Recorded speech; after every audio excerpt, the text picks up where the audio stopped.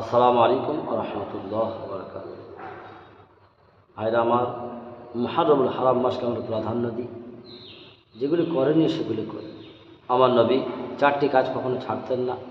প্রথম নাম্বার, কোরবানির চাঁদে 9টি রোজা, মুহররমুল হারাম মাসে 2টি রোজা, আর মাসে 3 দিন রোজা, আর ফজরের আগে ফরজ নামাজের আগে 2 রাকাত সুন্নাত।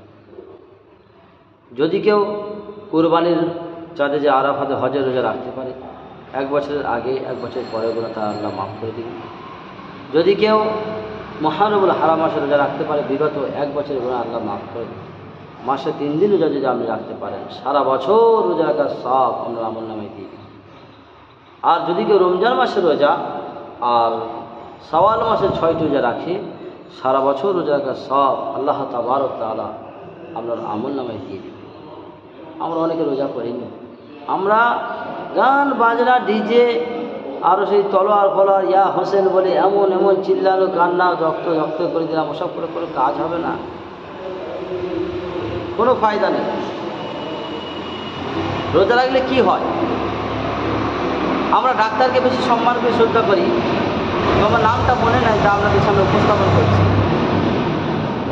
জাপানের একটা বৈজ্ঞানিক ডাক্তার ইসোনিয়ারি উসুমি তিনি বলেছেন, রোজা রাখলে প্রাণী কোষ কীভাবে নিজের উপাদানকে প্রক্রিয়াজাত করে এবং মাধ্যম কোষ সুস্থ থাকে।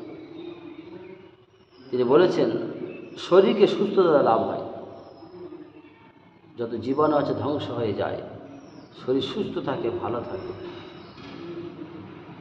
কিন্তু আমরা সেগুলো করতে পারি না। আমার নবীর প্রতিটা কথার মধ্যে বিজ্ঞান আছে। মাসে 3 দিন যদি খালি পেটে মধু চেটে খাই, তার কোনোদিন বড় ধরনের রোগ হবে না। কিন্তু আমরা কি খাই? ঘুম থেকে উঠেই বিড়ি। আমরা মধু চেটে খাই না বিড়ি খাই? শুধু বিড়ি খাই না, এমন এমন লোক আছে পায়খানা যদি লুঙ্গি হয় তো হবেই, কিন্তু বিড়ি না নিয়ে পায়খানায় আমি যাব না। ঠিক না ভুল? আমাদের রোগ হবে না তো কার হবে? রোগ কার হবে? বেশি সুস্থ থাকতে গেলে সবজি খাবেন বেশি, গোশ খাবেন কম।